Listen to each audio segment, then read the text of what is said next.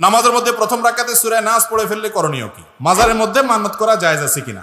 এরপর প্রশ্ন হলো কবর বা কবরস্থান সামনে করে মুনাজাত করা যাবে কিনা? আমি ফজরের সুন্নাত পাই নাই, দেখি জামাত শুরু হয়ে গেছে, এখন আমি আগে সুন্নাত পড়বো নাকি জামাতে শামিল হব? এরপর প্রশ্ন হলো ক্রিকেট খেলে টাকা উপার্জন করা জায়েজ হবে কিনা? পান সুপারি চুন বিক্রি করা জায়েজ আছে কিনা? আমার বাবা ধূমপান করেন, বাবা যদি দোকান থেকে সিগারেট আনতে বলেন তাহলে আমি কি সিগারেট আনতে পারবো নাকি আমার গুনাহ হবে? জন্মদিনে উইশ করা যাবে কিনা? কবরস্থানের পাশ দিয়ে যাওয়ার সময় উচ্চস্বরে সালাম দিতে হবে কিনা? নিয়মিত ফজর নামাজ কাজা হলে তার কি করা উচিত? যেসব লাশ কবরে দাফন করা হয় না, যেমন পানিতে ডুবে মারা যায়, যার লাশের কোনো খবর থাকে না ইত্যাদি, তাদের কবরে আযাব হবে কিনা? এরপরে প্রশ্ন হলো মোবাইল পকেটে নিয়ে বা সামনে রেখে নামাজ পড়া যাবে কিনা? স্বামী মারা যাওয়ার সাথে সাথে কি স্ত্রীর নাকের ধুল, কানের ধুল, হাতের বালা এগুলো খুলে ফেলতে হবে? কথায় কথা দুষ্টমি করে স্ত্রী যদি স্বামীকে ভাই ডাকে, স্বামী যদি স্ত্রীকে বোন ডাকে, ভাই বোন ডাকাটা শরীয়তের দৃষ্টিতে জায়েজ নাকি না জায়েজ? স্বপ্নে যদি স্বামী স্ত্রী ঝগড়া করতে দেখে তাহলে কি হবে? ভাই, অনেকগুলো প্রশ্ন আছে, খুব গুরুত্বপূর্ণ এবং বেশ জীবন ঘনিষ্ঠ। আসুন আমরা প্রশ্নগুলোর উত্তর কোরআন এবং হাদিস থেকে জেনে নেওয়ার চেষ্টা করি। আল্লাহ তাআলা তৌফিক দান করুন। প্রথম প্রশ্ন, নিজের উপার্জিত টাকা দিয়ে পিতার নামে সম্পদ ক্রয় করলে সেই সম্পদের অংশীদার অন্যান্য ভাই বোন হবে কিনা? আপনার টাকা দিয়া জমি কিনছেন বাপের নামে, এখন ভাগ সব ভাই বোন চায়। আইনত তো ভাই বোন পাবে, যে বাপের নামে যেহেতু আছে সবাই ভাগ পাবে, কিন্তু শরীয়তের দৃষ্টিকোণ থেকে বাবার নামে শুধু রেখেছে সেফটির জন্য, বা ছেলে বিদেশ ছিল বাবার নামে রাখছে, এরকম যদি হয় অন্য ভাই বোনরা সেটার দাবি করতে পারবে না। কারণ এই জমিটা কিনেছে যার টাকা দিয়ে, তিনি হলেন ভাই, ওটা বাবার টাকা না, অতএব মালিক হলো ভাই। তার টাকা দিয়ে কেনা জমির ভাগ সব ভাই বোন বসাতে পারবে না। অনেক সময় এরকম হয় না যে ছেলে বিদেশে আছে, বাপের নামে জমি কিনছে। বাপের নামে কেন কিনছে? বাপকে শ্রদ্ধা দেখায় কিনছে, মালিক বানানোর উদ্দেশ্য না। আর যদি এই উদ্দেশ্যে কিনে যে বাবা এটা আপনাকে আমি দিয়ে দিলাম হাদিয়া, গিফট, এই জমিটা আপনাকে দিলাম আমি, তাহলে সেটা সব ভাই বোন সমানভাবে পাবে। আর যদি বাপের নামে কিনছি, মানে আপনার কাছে রাখলাম, এটা আপনার নামে রাখলাম শুধুমাত্র আমার জমি, তাহলে সেটা ভাই বোন দাবি করতে পারবে না। কোনো ছেলে বিদেশ গেছে, বাবার থেকে টাকা নিয়ে গেছে, তাহলে সেটা বাবাকে তিনি অবশ্যই ফেরত দিবেন, সেটা আরেক জিনিস। কিন্তু তার উপার্জন করা টাকা দিয়ে বাবার নামে মায়ের নামে জমি কিনলে সেটা অন্য সন্তানরা ভাগ বসাবেন না, জায়েজ নাই তাদের জন্য। নামাজের মধ্যে প্রথম রাকাতে সূরা নাস পড়ে ফেললে করণীয় কি? এই কাজ অনেকে করে ফেলেন। প্রথম রাকাতে কি করে ফেলেছেন? সূরা নাস পড়ে ফেলেছেন। এবার আর যাবে কোথায় বেচারা? পরে তো আর সূরা নাই, শেষ। তাহলে দ্বিতীয় রাকাতে কোনটা পড়বে বেচারা? বিপদে পড়লো কি পড়লো না? তো এই বিপদ থেকে উদ্ধার হওয়ার পথ হলো সূরা নাস পড়ে ফেলেছেন প্রথম রাকাতে, দ্বিতীয় রাকাতেও আবার সূরা নাস পড়ে নেবেন। দ্বিতীয় রাকাতে আবার কি করবেন? সূরা ফাতিহার পরে সূরা নাস পড়ে নেবেন, নামাজ হয়ে যাবে। এর জন্য কোনো সিজদা সাহু দিতে হবে না। সাধারণত কোরআন তেলাওয়াতের আদব হলো, নিয়ম হলো, আপনি ধারাবাহিকতা রক্ষা করে তেলাওয়াত করবেন, উল্টা তেলাওয়াত করবেন না। প্রথম রাকাতে সূরা নাস, পরের রাকাতে কুল হুয়াল্লাহ পড়লেন বা কুল ফালাক পড়বেন, এরকম উল্টা পড়বেন না। এটা হলো সুন্নতের খেলাফ। কিন্তু ভুলে হয়ে গেছে, আপনি খেয়াল করেন নাই, বেখেয়ালে হয়ে গেছে, তাতে গুনাহ হবে না, নামাজ হয়ে যাবে ইনশাআল্লাহ। এটা নিয়ে খুব বেশি পেরেশানির কোনো কারণ নাই যে হায়রে সূরা নাস পড়ে দাঁড়িয়েছি কোন দিক যাব, কোনো অসুবিধা নাই। আবার পরের রাকাতেও কি করতে পারেন? সূরা নাস ডাবল পড়তে পারেন, নামাজ হয়ে যাবে ইনশাআল্লাহ। এরপরে প্রশ্ন হলো, স্বপ্নে যদি স্বামী স্ত্রী ঝগড়া করতে দেখে তাহলে কি হবে? স্বামী স্ত্রী স্বপ্নে যদি ঝগড়া করার কথা দেখে তাহলে কি হবে? দেখেন, মানুষ স্বপ্নে দেখে যেসব কারণে, তার ভিতরে একটা হলো সারাদিন যা করে ঘুমাইলে ওইটা অনেক সময় স্বপ্নে দেখে। কথা বুঝেছেন? এই জন্য যে যেই কাজ বেশি করে সারাদিন জাগ্রত অবস্থায়, ঘুমাইলে অনেক সময় সে সেটা একটু বেশি দেখে। অনেক স্বামী স্ত্রী আছে কথায় কথা সারাদিন ঝগড়া করে, এই জন্য ঘুমাইলেও কি দেখে?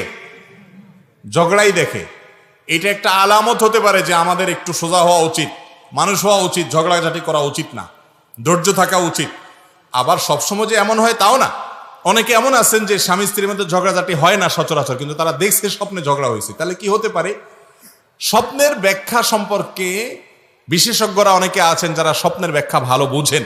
আমি স্বপ্নের ব্যাখ্যা বিশেষজ্ঞ না, তবে সাধারণত যেই স্বপ্ন দেখার পর আপনার কাছে পরিষ্কার মনে হয় যে হ্যাঁ আমি দেখেছি, যেটা দেখেছি এটা সত্য দেখেছি, মনে আছে কি দেখেছি, পুরা ঝাপসা ঝাপসা না, পরিষ্কার, এবং স্বপ্ন দেখার পর আপনার কাছে মনে হচ্ছে এটা মিনিংফুল স্বপ্ন, এটার একটা কোনো একটা ইঙ্গিত মনে হয় আমাকে করছে, এই স্বপ্ন ইঙ্গিতবাহী, তাহলে সেই স্বপ্নকে সত্য স্বপ্ন আপনি ধরতে পারেন। যদি মনে হয় এই স্বপ্ন থেকে আমি খারাপ কোনো ইঙ্গিত পাচ্ছি, তাহলে আল্লাহর কাছে ওই স্বপ্নের ক্ষতি থেকে পানা চাইবেন, আমানতু বিল্লাহি ওয়া রাসূলি বলবেন, বাম দিকে থুতু ফেলবেন, এবং ঘুম ভেঙে গেলে উঠে সম্ভব হলে 2 রাকাত নামাজ পড়বেন। ইনশাআল্লাহ আল্লাহ তাআলা স্বপ্নের ক্ষতি থেকে বাঁচাবেন। এবং স্বপ্নে ঝগড়াঝাটি দেখছেন, এরপর থেকে একটু অ্যালার্ট হয়ে যান। 5 নম্বর বিপদ সংকেত নিজের বাড়িতে দিয়া এরপর থেকে সোজা হয়ে থাকবেন যে খবরদার ঝগড়া যাতে কোনোভাবে হতে না পারে। কথা কি বুঝাতে পারছি? অনেক কিছু আল্লাহ রাব্বুল আলামিন স্বপ্নে দেখান মানুষকে, ভবিষ্যতে কি ঘটতে পারে সে সম্পর্কে ইঙ্গিত দিয়ে অনেক সময় সতর্ক করেন আল্লাহ তাআলা। বিশেষ সতর্ক থাকবেন, এর জন্য যে বিশেষ কিছু করতে হবে এমন কোনো কথা নাই, সতর্ক থাকবেন শুধুমাত্র। এরপরে প্রশ্ন হলো, কথায় কথা দুষ্টমি করে স্ত্রী যদি স্বামীকে ভাই ডাকে, স্বামী যদি স্ত্রীকে বোন ডাকে, ভাই বোন ডাকাটা শরীয়তের দৃষ্টিতে জায়েজ নাকি না জায়েজ? আমাদের সমাজে মহব্বতের চোটে আমরা যে আরো কত কিছু করি, অনেকে এই কাম করে যে স্বামী তার স্ত্রীকে কি বলে, বোন ডাকে, আবার স্ত্রী তার স্বামীকে ভাই ডাকে। আবু দাউদের এক হাদিস থেকে আমরা জানতে পারি যে এক ব্যক্তি নবী করিম সাল্লাল্লাহু আলাইহি সাল্লামের যুগে তার সময় এরকম, তিনি পুরুষ ছিলেন, তার স্ত্রীকে তিনি বোন ডেকেছেন, হে বোন আমার, এরকম বলেছেন। তো এই ডাক শুনে নবী করিম সাল্লাল্লাহু আলাইহি সাল্লাম তাকে নিষেধ করেছেন যে এভাবে ডাকবা না। অতএব স্বামী স্ত্রী একে অন্যকে কি ডাকবে না, ভাই বোন বলে ডাকবে। যদি সন্তান থাকে তাহলে অমুকের বাপ অমুকের মা বলবে। কথার কথা ছেলের নাম আব্দুল্লাহ, তাহলে স্বামী তার স্ত্রীকে বলবে আব্দুল্লাহর মা, আর স্ত্রী তার স্বামীকে বলবে কার বাপ, আব্দুল্লাহর বাপ। এটা হলো শ্রদ্ধা দেখানোর সবচেয়ে উত্তম এবং সাহাবীদের সুন্নাহ এটা। আর অন্য কোনো উপায়ে তো ডাকতে পারেন। আমাদের দেশে আপনার সাধারণত গ্রাম দেশে দেখা যায় এখনো মা চাচিদের মধ্যে এই প্রচলন আছে যে মুরব্বীদেরকে স্বামীদেরকে ডাকার সময় কি বলে, ওগো ওয়া, চিটাঙ্গে বলে ওয়া, ওগো বা অমুক বা শুনছেননি, মানে কিছু একটা ইঙ্গিত দিয়া বলে। তো নাম ধরা জায়েজ আছে কিনা সেটা আরেক বিষয়। নাম ধরা হাদিসের আলোকে কোনো নিষেধ বিষয় না, কিন্তু কোনো সমাজে বড়দেরকে নাম ধরাটা যদি বেয়াদবি মনে হয়, অসম্মান মনে হয়, তাহলে সেটা অবশ্যই করবে না। এটা ওরফের উপর নির্ভর করবে, প্রচলনের উপর নির্ভর করবে। কিন্তু খোলাসা কথা হলো স্বামী স্ত্রী একে অন্যকে ভাই বা বোন বলে ডাকবে না, ডাকা উচিত না। কিন্তু যদি ডাকে এর কারণে যে আবার বিবাহ ভেঙে যাবে ব্যাপারটা সেরকমও না, এরকম করা উচিত না, করলে বিবাহ ভাঙবে না। আমি একজন ব্যবসায়ীকে ব্যবসা করার জন্য কিছু টাকা দিয়েছি, আর সে ব্যবসায় লাভবান হয়ে আমার টাকাগুলো আমাকে ফেরত দিয়েছে, আর লাভবান হওয়ার পর খুশি হয়ে আমাকে কিছু টাকা দিয়েছে, সেগুলো আমার গ্রহণ করতে পারবো কিনা? কোনো ব্যক্তি যদি কাউকে ধার দেন, টাকা ধার দেন, ধার দেওয়ার সময় যদি চুক্তি করেন যে আমাকে মাসে বা বছরে এত টাকা করে মুনাফা দিতে হবে, লাভ দিতে হবে, তাহলে সেটা হবে সুদ। সেটা হবে কি? সুদ। কুল্লু করদিন জাররা নাফআন ফাহুয়া রিবা। যে কোনো লোন, যে কোনো ধার, এটা দেওয়ার পরে যদি বেনিফিট আসে, বেনিফিট নেয় চুক্তি করে, তাহলে সেটার নাম হলো সুদ। আর সুদকে আল্লাহ তাআলা কি করেছেন? হারাম করেছেন। আল্লাহর জমিনে যত হারাম আছে, এই হারামের মধ্যে সবচেয়ে বড় হারাম হলো, উপার্জনের হারামের মধ্যে সবচেয়ে বড় হারাম হলো সুদ। কিন্তু কেউ যদি আপনাকে ধার দেয়, আপনাকে ধার দিয়েছে, আপনি তার টাকাটা যখন পরিশোধ করতেছেন, করার সময় আপনি নিজে থেকে কিছু বাড়ায় দিলেন। 10,000 টাকা ধার দিয়েছে, আপনি দেওয়ার সময় 10,000 টাকার সাথে আর 500 টাকা দিয়ে দিলেন। সে কোনো চুক্তি করে নাই, তার আশাও হয়তো নাই, আপনিও দিবেন এমন কোনো কথা নেই। কিন্তু আপনাকে আল্লাহ তাআলা বিপদ থেকে মুক্ত করেছেন, কাজ সেরে গেছে, আপনি খুশি হয়ে যে তাকে 500 টাকা বাড়ায় দেন। চুক্তি হয় নাই, সেও আশা করে নাই, হয়তো আপনিও কোনো কিছু বলেন নাই, আপনার নিজের থেকে যদি বাড়ায় দেন, সেটা সুদ হবে না, এটা নেওয়া জায়েজ হবে। কথা কি বুঝাতে পারছি? আর যদি চুক্তি করেন উভয়ে যে আমি হাওলাত দেব, এত টাকা দিতে হবে, অথবা আপনাকে কেউ হাওলাত দিয়েছে, শর্ত দিয়েছে এত টাকা দিতে হবে, তাহলে হাওলাতের বিপরীতে নির্দিষ্ট টাকা নিলে সেটা কি হবে? সুদ হবে। ব্যবসায়িক ভিত্তিতে নিলে, ব্যবসার লাভ নিল পার্সেন্টেজ আকারে, যে এত পার্সেন্ট ব্যবসার লাভ দিব আমাকে, সেটা জায়েজ আছে। আহাল্লাল্লাহুল বাইআ ওয়া হাররামার রিবা। আল্লাহ বেচা কিনা ব্যবসাকে জায়েজ করেছেন, আর রিবা এবং সুদকে কি করেছেন? হারাম করেছেন। এরপরে প্রশ্ন হলো, স্বামী মারা যাওয়ার সাথে সাথে কি স্ত্রীর নাকের দুল, কানের দুল, হাতের বালা এগুলো খুলে ফেলতে হবে? নবী করিম সাল্লাল্লাহু আলাইহি ওয়াসাল্লাম বিভিন্ন হাদিস থেকে আমরা জানতে পারি, কোরআন কারীমের আয়াত থেকে আমরা জানতে পারি, একজন স্ত্রী তার স্বামীর মৃত্যুর পর 4 মাস 10 দিন পর্যন্ত তিনি ইদ্যত পালন করবেন, শোক পালন করবেন। কয়দিন? 4 মাস 10 দিন। এই সময়টাতে তিনি প্রথমত বিবাহ শাদী করবেন না, কারোর সাথে বিবাহ শাদীতে বসবেন না। আর যদি তার গর্ভে কোনো সন্তান থাকে তাহলে সেক্ষেত্রে সন্তান প্রসব হওয়া পর্যন্ত এই বিধান চলবে, 4 মাস 10 দিন না। আর এই ইদ্যত পালন সময়ে 4 মাস 10 দিন অথবা গর্ভ খালাস হওয়া পর্যন্ত এই সময়টাতে ইদ্যতকালীন সময়ে তার যে অন্যান্য বিধান আছে সেগুলো প্রযোজ্য। বিশেষ করে 4 মাস 10 দিন ইদ্যত পালনকালীন সময়ে যেই ঘরে থাকা অবস্থায় স্বামী মৃত্যুবরণ করেছেন ওই ঘরে ওই বাড়ির আঙ্গিনার বাইরে প্রয়োজন ছাড়া যাবেন না, সাজগোজ অতিরিক্ত করবেন না, সাধারণভাবে যে পোশাক আশাক পরেন সেগুলো পরবেন, কোনো অসুবিধা নেই। অনেকে মনে করে সাদা পোশাক পরে থাকতে হবে, না, এমন কোনো কথা নেই। সাধারণ পোশাক আশাক তিনি যেগুলো বাসা বাড়িতে পরেন ওগুলো পরে থাকবেন। আর স্বর্ণ গহনা আলাদা করে কোনো স্বর্ণ গহনা পরে সাজগোজ করবেন না, কারণ হাদিসে নবী করিম সাল্লাল্লাহু আলাইহি সাল্লাম স্বামী মৃত্যুর পর স্ত্রীর জন্য যে কাজগুলো করতে নিষেধ করেছেন তার ভিতরে হলি এবং এই অলংকার ইত্যাদি এগুলো সে ব্যবহার করবে না। অনেক ওলামা ইকরাম অবশ্য বলেছেন নাকে যেগুলো আগে থেকে আছে, ছোটখাটো শরীরে যেগুলো আগে থেকে আছে সেগুলো থাকতে পারে, নতুন করে কোনো গহনা ইত্যাদি পরবে না। কিন্তু অন্যান্য ওলামা ইকরাম হাদিসে সাধারণভাবে অলংকার না পরার ব্যাপারে নবী করিম সাল্লাল্লাহু আলাইহি ওয়াসাল্লাম নির্দেশ করেছেন, সেই কারণে বলেছেন যে অলংকার, হাতের বালাটাল এগুলো খুলে রাখবে এবং শোক পালন শেষ হলে তারপর তিনি পড়বেন। এরপরে প্রশ্ন হলো মোবাইল পকেটে নিয়ে বা সামনে রেখে নামাজ পড়া যাবে কিনা। মোবাইল অনেকে সামনে রেখে যায়, নামাজের সামনে রেখে নামাজ পড়ে, আবার অনেকে পকেটে রেখে নামাজ পড়েন। এই দুইটাই মৌলিকভাবে জায়েজ আছে, তবে শর্ত হলো যাতে মোবাইল আপনার নামাজে ডিস্টার্ব না করে। মোবাইল যদি এভাবে খুলে রেখে দেন আর কল আসে তাহলে তো আপনি দেখবেন কে কল করছে, আপনার নামাজের মধ্যে মনোযোগ নষ্ট হবে কি হবে না। এই জন্য মোবাইল সাইলেন্ট করে বন্ধ করে এরপরে আপনি নিচে রাখেন বা পকেটে রাখতে পারেন, অথবা নিচে রাখলে উপর করে রাখবেন যাতে করে আপনার নামাজে ডিস্টার্ব না হয়। এরোপ্লেন মুড করে বা বন্ধ করে তারপর পকেটে রাখেন, এক কথায় সামনে রাখেন আর পকেটে রাখেন, নামাজের জন্য মনোযোগ নষ্ট না হয়। মোবাইল খোলা রেখে সামনে রাখছেন, বাজছে কল, এবার তো টিপ দিয়ে বন্ধও করতে পারেন না, আবার নামাজে মনোযোগ ধরে রাখতে পারেন না, নামাজটা নষ্ট হবে কি হবে না। অতএব মোবাইল যাতে নামাজ নষ্টের কারণ না হয় সেই জন্য আপনাকে ব্যবস্থা গ্রহণ করতে হবে। সামনে রাখবেন না পকেটে রাখবেন সেটা আপনার ব্যাপার, নামাজে মনোযোগ যাতে নষ্ট না হয় সেদিকে খেয়াল করবেন। সামনে রাখলে অবশ্যই উপর করে রাখবেন, আর বন্ধ করে রাখলে তো কোনো কথাই নেই।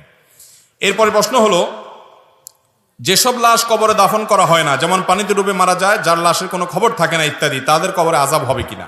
খুব গুরুত্বপূর্ণ প্রশ্ন। কবরের আযাব এটা কি সত্য না অসত্য? আযাবুল কবর হাক্কুন, কুরআন এবং হাদিস থেকে সুস্পষ্টভাবে প্রমাণিত। আহলুস সুন্নাহ ওয়াল জামাআতের আকীদা বিশ্বাস হলো মানুষের মৃত্যুর পর কবরে তার সওয়াল জবাব হবে, প্রশ্ন উত্তর হবে। এই প্রশ্নোত্তর যেটা মুনকার নাকির ফেরেশতা করবেন প্রত্যেকটা মানুষকে, সবাইকে এই প্রশ্নোত্তরের মুখোমুখি করবেন, এটা হবে। এখন কথা হলো কবরে যে ব্যক্তি শায়িত হয়েছে, স্বাভাবিক মৃত্যু হয়েছে, দাফন হয়েছে লাশ, তারটা তো বুঝে আসলো। পানিতে ডুবে মারা গেছে, তার তো কবরে যাওয়ারই সুযোগ হয়নি, বাঘে খেয়ে ফেলেছে, বাঘের পেটে চলে গেছে, তার শরীরের সাথে মিশে গেছে, এই ব্যক্তির কিভাবে প্রশ্নোত্তর হবে? এর উত্তর হলো আল্লাহ রাব্বুল আলামিন প্রত্যেকটা মানুষের শরীরের ধ্বংসাবশেষ যেটা যেখানে যে অবস্থা আছে ওই অবস্থায় প্রশ্নোত্তরের মুখোমুখি করবেন। ধরুন একজনকে বাঘে খেয়ে ফেলেছে, কুমিরে খেয়ে ফেলেছে, আগুনে পুড়ে ভস্ম হয়ে গেছেন, ছাই হয়ে গেছেন। ছাই হয়ে গেলেও তার শরীরের ওই ধ্বংসাবশেষ, ছাই থাকুক আর মাটি থাকুক, কিছু একটা আছে, যেটা আছে ওইটার মধ্যে আল্লাহ তাআলা অলৌকিকভাবে তার মধ্যে রূহ দিয়ে তাকে প্রশ্নোত্তরের মুখোমুখি করবেন। সেটা আমরা দেখবো না, বুঝবো না, উপলব্ধিও করবে না, কিন্তু প্রশ্নোত্তর হবে। এই জন্য কোরআনে কারিমে আল্লাহ রাব্বুল আলামিন এটাকে বলেছেন বারজাখ, ওমিন ওয়ারাইহিম বারজাখুন ইলা ইয়াউমি ইউবআসুন। মৃত্যুর পরে কিয়ামত কায়েম হওয়ার আগে যে জগৎটা আছে এই জগৎটাকে বলা হয়েছে বারজাখ, মানে আড়াল। সেই জগৎটা হলো আড়াল আখিরাতের জন্য, ওই জগৎটা পার হয়ে মানুষ আখিরাতে যাবে। সেই বারজাখের জগৎটাতে কেউ কবরে থাকতে পারে, কেউ বাঘের পেটে থাকতে পারে, কেউ কুমিরের পেটে থাকতে পারে, কেউ ছাই হয়ে থাকতে পারে, কেউ পানিতে পচে গলে পানির সাথে মিশে যেতে পারে। যে যেখানে তার ধ্বংসাবশেষ থাকুক না কেন সেটাই হলো তার জন্য বারজাখী জীবন। কিভাবে প্রশ্নোত্তর সেশন করবেন? আল্লাহ রাব্বুল আলামিন যিনি শূন্য থেকে নাপাক পানি থেকে মানুষকে সৃষ্টি করেছেন তার জন্য অসম্ভব বলতে কিছুই নাই। নিয়মিত ফজর নামাজ কাজা হলে তার কি করা উচিত? নিয়মিত ফজর নামাজ কাজা হলে তাকে হাত পা বেঁধে ভালো করে মারা উচিত। কারণ নিয়মিত এর মানে আরেকজনে যায় মারবেন না। এই ফতোয়া শুনে আবার যায়, আমি এটা কথার কথা বললাম আর কি, মানে এমন অপরাধ করেছে যে অপরাধের কারণে সে নিজের ব্যাপারে নিজের শাস্তি দেওয়া উচিত। হাসার কথা বলিনি আসলে। আপনার ফজর নামাজ একদিন মিস হতে পারে, কিন্তু নিয়মিত ফজর নামাজ মিস হওয়ার মানে হলো আপনি ফজর নামাজের গুরুত্ব বুঝেন না, আপনি অলস। ঠিক না ভাই? ঠিক। একজন ইমানদার কখনো অলস হতে ফজর নামাজ না পড়লে সে কখনো ইমানদার হওয়ার সুযোগই নেই, এটা মুনাফিকের লক্ষণ। ফজর নামাজ যার পড়া কঠিন হয় তার লক্ষণটা কিসের? মুনাফিকের। আল্লাহ তাআলা আমাদেরকে হেফাজত করুন। ফজর নামাজ জামাতের সাথে পড়ার চেষ্টা করতে হবে। মাঝে মধ্যে ভুল হতে পারে, বাদ যেতে পারে, নিয়মিত হতে পারে না। অনেকে আছে সকাল 7টা 8টা উঠে সুন্দর মতো নামাজ পড়ে, আছে না নাই? এটা জায়েজ নাই। নামাজ ওয়াক্ত মতো আদায় করতে হবে, এটা ফরজ। 5 ওয়াক্ত নামাজের মধ্যে সবচেয়ে কষ্ট হয় যে নামাজটা পড়তে, ফজরের নামাজ। আর এই নামাজটার ফজিলত কোন ওলামাদের মতে আসরেরটার পরে, আর কোন ওলামাদের মতে 5 ওয়াক্তের মধ্যে সবচেয়ে শ্রেষ্ঠ হলো ফজরের নামাজ। আল্লাহ তাআলা আমাদেরকে নামাজটা পড়ার তৌফিক দান করুন। কবরস্থানের পাশ দিয়ে যাওয়ার সময় উচ্চস্বরে সালাম দিতে হবে কিনা? কবরের পাশ দিয়ে যখন যাবেন আপনি, তখন সালাম দিবেন কবরবাসীকে, এবং সেই সালামটা কিছুটা উচ্চস্বরে হবে, একবারে চিৎকার করেও না, আবার মনে মনেও না। সালামুন আলাইকুম দারা কওমুল মুমিনিন ওয়া ইন্না ইনশাআল্লাহু বিকুম লাহিকুন নাসআলুল্লাহ লানা ওয়া লাকুমুল আফিয়া। এরকম বিভিন্ন দোয়া হাদিসে বর্ণিত আছে। কবরের পাশ দিয়ে যাওয়ার সময় কবরবাসীকে সালাম দিবেন। সালামকে আস্তে আস্তে দিতে হয় না, একটু জোরে। ঠিক এখানেও কি দিবেন? একটু জোরে দিবেন, অনেক জোরে না। মানে জাস্ট একজনকে সামনে পাইলে যেরকম সালাম দেন ওইরকম কণ্ঠে কবরবাসীকে যাওয়ার সময় সালাম দিবেন। এরপরে প্রশ্ন, জন্মদিনে উইশ করা যাবে কিনা? দয়া করে কোরআন এবং হাদিসের আলোকে উত্তর দিবেন। একজন মুসলমান তিনি জন্মদিবস উদযাপন করবেন না, কারণ জন্মদিবস উদযাপন করা এটা পেগানদের থেকে এসেছে, এটা ভিনধর্মী মানুষদের থেকে এসেছে। শুধুমাত্র তাদের থেকে এসেছে তা নয়, জন্মদিনকে কেন্দ্র করে যে কাজগুলো হয়ে থাকে, এমন কি এই যে আমরা আগুন জ্বালিয়ে থাকি, অনেকে জন্মদিনকে কেন্দ্র করে মোমবাতি জ্বালিয়ে থাকেন, কেক কাটাকাটি করে থাকেন, এই সবগুলো হুবহু এইভাবে এসেছে অনেকগুলো ভ্রান্ত বিশ্বাস থেকে। অনলাইনে সার্চ দিলে বিস্তারিত পেয়ে যাবেন এই জন্মদিবসের উৎপত্তি কোত্থেকে, কোন বিশ্বাসের ভিত্তিতে, কেনই বা এই মোমবাতি জ্বালানো হয়, কেনই বা কেক কাটা হয়, কেনই বা এই আনুষ্ঠানিকতা হয়, কেনই বা উৎসব করা হয়। এটা এমনিতেই হয় না, এর পেছনে ধর্মীয় বিশ্বাস কাজ করে ভিন্নদের। একজন মুসলমান কখনো অন্য ধর্মের মানুষের ধর্মীয় বিশ্বাস ধারণ লালন করতে পারেন, অন্তত তাদের সাথে সাদৃশ্য হয় সেজন্য এটাকে তিনি বয়কট করবেন।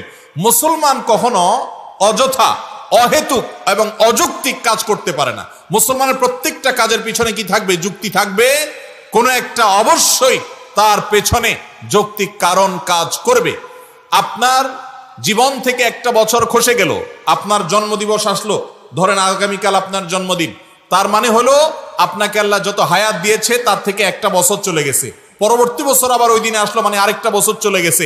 আপনার হায়াত থেকে একটা বছর চলে গেলে এটা কি খুশি হওয়ার কথা না কান্দার কথা? আমাদের কিছু কিছু উৎসব আছে যে উৎসবগুলোর কোনো আগামাথা খুঁজে পাবেন না।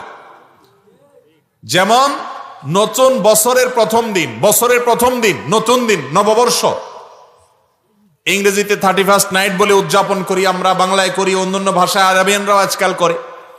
এই যে বছরের প্রথম দিন মানুষ উৎসব করে কেন? কারণ বছরের প্রথম দিন আসছে। বছরের প্রথম দিন আসলে যদি উৎসব করতে হয়, তাহলে বছরের শেষ দিন চলে যাওয়ার কারণে কান্না করা উচিত না? যার আগমনে আনন্দ হয় তার বিদায়ে বেদনা হওয়ার কথা না? যার আসলে খুশি হয় সে চলে গেলে কষ্ট লাগবে না? অথচ দেখবেন যারা এই নববর্ষ উদযাপন করে, আমাদের যুবকদের অনেকে উৎসব করে, তাদেরকে জিজ্ঞাসা করেন যে বন্ধু, তুমি যে বছরের প্রথম দিন আসার কারণে উৎসব করেছ, বছরের প্রথম দিন আসাটা, নতুন বছর আসাটা, এটা যদি আনন্দের কারণ হয়, তাহলে এই বছরটা চলে যাওয়া সেটা তো অবশ্যই বেদনার কারণ হওয়ার কথা। কই, তুমি তো তোমার জীবনে কখনো কোনো বছর চলে যাওয়ার কারণে, শেষ হওয়ার কারণে, আজকে বছরের শেষ দিন, কি করলাম এই বছরে আমি, এই কথা চিন্তা করি কখনো কাঁদো নাই? তাহলে তুমি হাসার দলে আছো, শুধু কাঁদার দলে। এই কাঁদার কোনো যৌক্তিকতা থাকতে পারে? যারা নিজেদেরকে বিজ্ঞান মনস্ক দাবি করে, যারা নিজেদেরকে দাবি করে যে তারা যুক্তি লজিকের বাইরে কখনো কোনো কিছু করে না, তারা ধর্ম পালনকারীদেরকে আঘাত করে, আক্রমণ করে নানা অজুহাত দিয়ে, এই লোকগুলো যখন এই সমস্ত অযৌক্তিক দিবস পালন করে এবং উদযাপন করে, তখন আর বুঝতে বাকি থাকে না যে তাদের কথা এবং কাজে মিল নাই। এজন্য কোনো মুসলমান জন্মদিবস উদযাপন করবে না। জন্মদিবস এটা উদযাপনের কিছু না। একটা নতুন বছর শুরু হলো আমার জীবনে, এটা আমার জন্য বেদনার যে একটা বছর চলে গেছে। অনেক সুযোগ আমার জীবন থেকে, 360-65 দিনের একটা সুযোগ প্যাকেজ চলে গেছে, পার হয়ে গেছে। এটা আনন্দের কোনো উপলক্ষ না। অতএব আমাদের মুসলমানদের মধ্যে অনেকের মধ্যে হীনমন্যতা কাজ করে। তারা মনে করে পশ্চিমারা যেগুলা করে এগুলো করলে বোধহয় ভদ্র হওয়া যায়, স্মার্ট হওয়া যায়, শিক্ষিত হওয়া যায়, আধুনিক হওয়া যায়। এই জন্য তারা জাতে উঠার জন্য তাদের অন্ধ অনুকরণ করে। অথচ একজন মুসলমান তিনি এই সমস্ত ভিনধর্মী কালচার, ভিনদেশী কালচার, অযৌক্তিক কালচার এগুলোর পেছনে পড়ার কথা না। অতএব কোন মুসলমান জন্মদিবসকে কেন্দ্র করে না কিছু করবেন, না কাউকে উইশ করবেন। এটা উইশ করার কোনো জিনিসই না। নবী করিম সাল্লাল্লাহু আলাইহি সাল্লাম 2 ঈদে উইশ করেছেন, ভালো কিছু অর্জন করেছে, আপনি কাউকে সাহস দিয়েছেন ভিন্ন কথা, কিন্তু জন্মদিবস কেন্দ্রিক কোনো শুভেচ্ছা জানানো, উইশ করা, এরকম কোনো কিছু কোরআন হাদিস থেকে প্রমাণিত নয়। মুসলমান সে কখনো ভিনধর্মীদের কালচারের অনুসরণ করতে পারে না। এরপরে প্রশ্ন, আমার বাবা ধূমপান করেন, বাবা যদি দোকান থেকে সিগারেট আনতে বলেন তাহলে আমি কি সিগারেট আনতে পারবো নাকি আমার গুনাহ হবে? এবং বাবা ধূমপান করলে সন্তানের করণীয় কি? ভাই, কোনো বাবা যদি নিজে বিড়ি সিগারেট খায়, ছেলেকে নির্দেশ করে নিয়ে আসো আমার জন্য, এখন তো আসলে মুসিবত। একদিক থেকে বাবার নির্দেশ পালন করা এটা ফরজ না নফল? ফরজ। অপর দিকে ধূমপান করলে সেটা গুনাহ হবে। এখন কোন দিকে যাব বলেন? এর উত্তর হলো, অবশ্যই আপনি বাবার এই নির্দেশ মানবেন না। বাবার এই নির্দেশ মানা কি না? বাবার মার নির্দেশ মানা ফরজ ততক্ষণ যতক্ষণ পর্যন্ত তারা বৈধ কোনো আদেশ করে। বাবা মা যদি কোনো অন্যায় করতে বলে তাহলে সেই নির্দেশ মানা যাবে। কারণ নবী করিম সাল্লাল্লাহু আলাইহি সাল্লাম বলেছেন, ইন্নামাত তাআতু ফি মারুফ, ভালো কাজের আদেশ দিলে তখন শুধু কথা শোনা যাবে, মন্দ কাজের কথা যদি বাপ মাও বলে সেটাও মানা যাবে। আর বন্ধু বান্ধব বললে ওইটা মানা যেতে পারে নাকি? বন্ধু একটা আকাম করতে বলছে যে বিড়িটা জীবনে প্রথমবারের মতো ধর, একটু একটা টান দে, কি বলেন? বন্ধু বলছে, বন্ধুর কথা কিভাবে ফেলবেন? মুসলমানের সন্তান হয়ে থাকলে, নিজে যদি মুসলমান হয়ে থাকেন, আত্মসমর্পণকারী যদি আল্লাহর কাছে হয়ে থাকেন, মুত্তাকি যদি হয়ে থাকেন, তাহলে কিসের বন্ধু? মা বাবার কথাই যেখানে মানা যাবে না, অন্যায় বললে সেখানে বন্ধু বান্ধব যদি অন্যায়ের কথা বলে, শিক্ষকও যদি অন্যায়ের কথা বলে, নিজের দলের নেতাও যদি অন্যায় করতে বলে, অন্যায় করা যাবে? যাবে? পৃথিবীর কোন মানুষের কথা শোনা যাবে না যদি সেই কথা শুনতে গেলে আল্লাহর আদেশ লঙ্ঘন হয়। কথা কি বুঝাতে পারছি? অতএব বাপ যদি বিড়ি সিগারেট আনতে বলে তাহলে নিজের পিঠ বাঁচায়া কৌশলে সরে যাবেন। বুঝতে পারছেন কথা?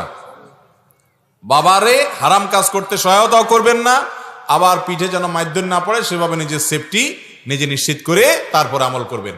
বাবার কথা মানলেন না, বিড়ি আনলেন না দোকান থেকে, এরপরে মাইর খাইলেন, আমাকে দোষ দিয়েন না যে ওনার মাসআলা শুনে মাইর খাইছি। এই জন্য নিজের পিঠ নিজে বাঁচানোর চিন্তা করে এরপরে কৌশলে এড়াবেন যে বাবা তুমি যেই ধূমপান করলে তোমার ক্ষতি হবে এই কাজ আমি করতে পারবো না, এটা বলে এক দৌড় দিবেন কমপক্ষে। কারণ হাতের কাছে থাকলে মাইদ্যর খাওয়ার ভয় আছে। এক কথায় অন্যায় কাজের কথা বাপ মা করলেও সেটা মানা যাবে না, কিন্তু তাই বলে তাদের সাথে বেয়াদবিও করা যাবে না। সুন্দরভাবে সেটাকে ইগনোর করতে হবে, এড়াতে হবে। এরপরে প্রশ্ন হলো, যে কোনো অনুষ্ঠানে, বিয়ে, বার্থডে, মিলাদ ইত্যাদিতে বাড়ির গেটের সামনে চেয়ার টেবিল বসিয়ে অতিথি থেকে টাকা বা উপহার নেওয়া সম্পর্কে শরীয়তের বিধান কি? এ সম্পর্কে আমরা বিভিন্ন সময় বলেছি ভাই।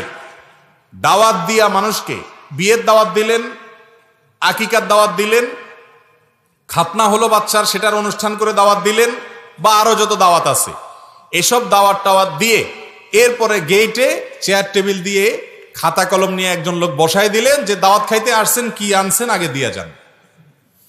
এটাকে আমি সবসময় বলি এটা হলো ভদ্র বেশে ডাকাতি। চুরি না, চুরি কিন্তু না, এটাকে চুরি বলা না। চুরিটা হয় গোপনে, চুরিটা হয় কি গোপনে। আপনি চেয়ার টেবিল বসিয়ে খাওয়ার দাওয়াত দিছেন, আপনি তো বলেন নাই যে এটা রেস্টুরেন্ট, রেস্টুরেন্ট টাকার বিনিময়ে রেস্ট, এটা তো বলেন নাই আপনি বলছেন যে অলিমা, হ্যাঁ অলিমা, বৌভা, তমুক তমুক নাম দিয়া দাওয়াত দিছেন, আসেন সপরিবারে, আপনি আমন্ত্রিত। দাওয়াত দিয়া ডেকে এনে ডাকাতি, তো ডাকাতরাও এরকম করে না। কি বলেন, ডাকাতরা এরকম করে? খাওয়ার দাওয়াত দিয়ে এনে এরপরে টেবিল চেয়ার নিয়ে বলছেন কি আছেন বাইর করেন, এ তো ডাকাতের আচরণ। আরে ভাই, হোটেলও তো এর চাইতে ভালো। হোটেলে তো বেশিরভাগ হোটেলে খাওয়ার পরে বলে বিল কত হয়েছে, এত হয়েছে, আর এখানে খাওয়ার আগে আগে বিল দেন, পরে খাওয়া দাওয়া। 500 টাকা করে ফ্যামিলির 4 জন আসছেন, 2000 টাকা খাইলেন, আর দিতে হইল 5000 টাকা। এটা ডাকাতি না? খুব খারাপ এবং ঘৃণ্য একটা জিনিস। আমাদের সমাজের খুব বাজে একটা কালচার, এটা খুব বাজে কালচার। ভাই, আপনার সামর্থ্য নাই, আপনি দাওয়াত খাওয়ায়েন না। আপনাকে কে বলছে 500 মানুষ দাওয়াত খাওয়াইতে? আসলে তো দাওয়াত না, এটা হলো বিজনেস।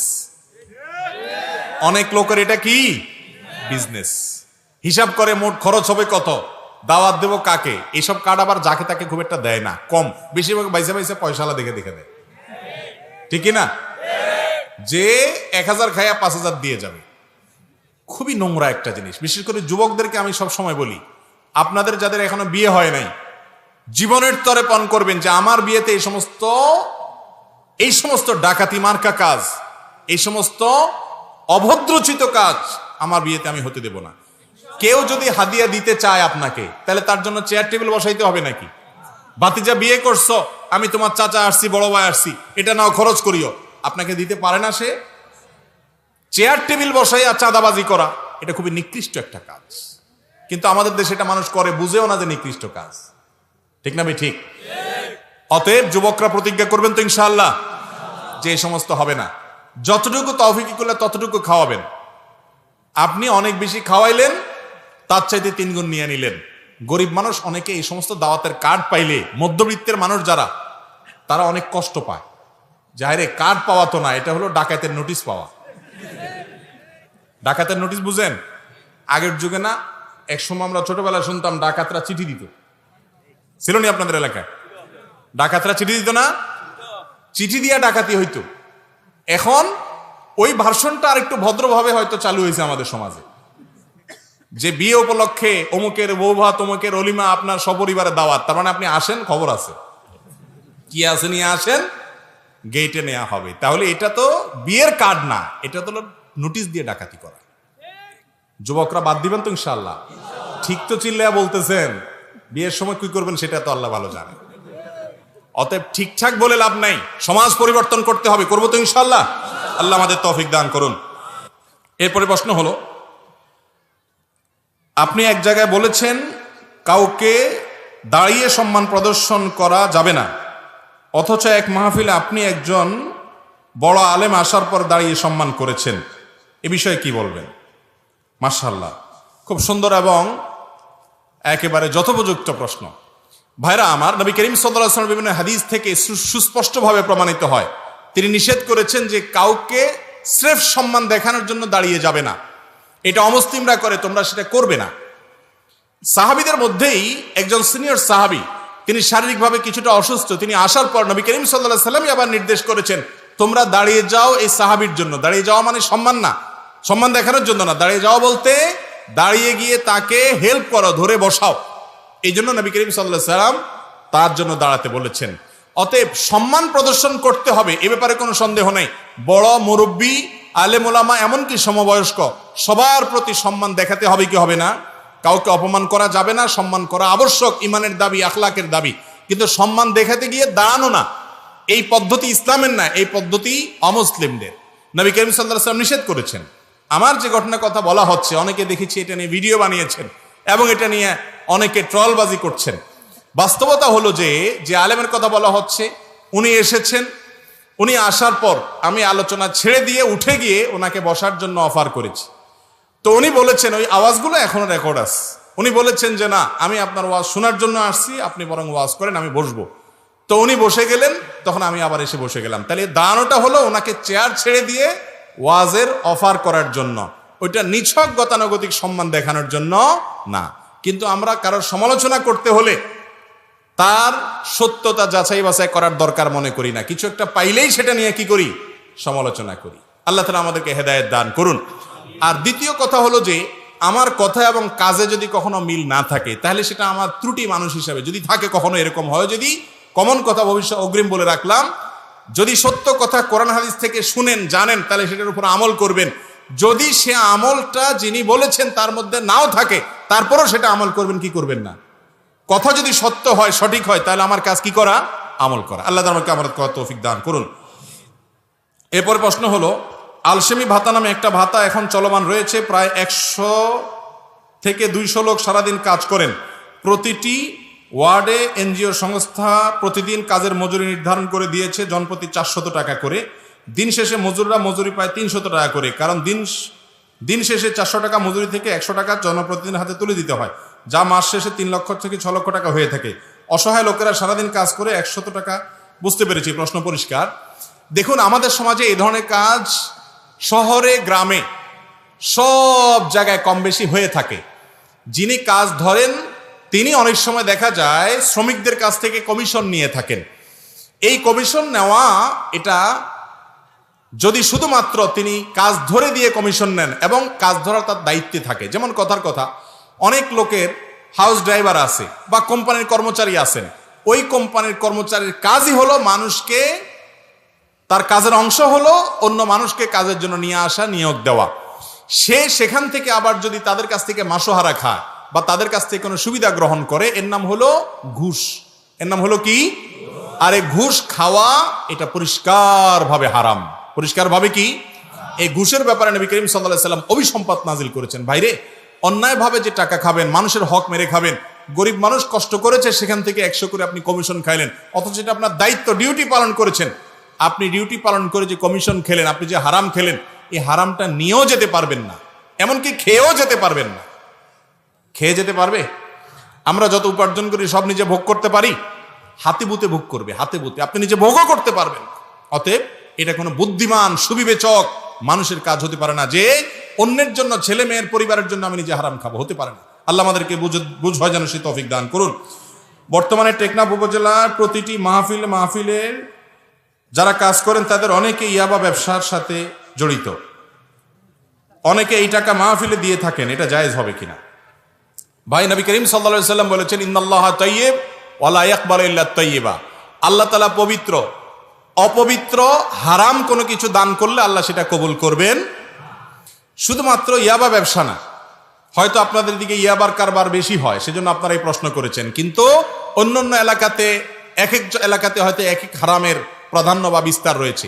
যেই কোনো হারাম উপার্জনের টাকা মাহফিলে দান করলে সওয়াব হবে না, বরং হারাম উপার্জন করার যে গুনাহ আছে সে গুনাহ চুল পরিমাণ কমবে না মাহফিলে দেওয়ার কারণে।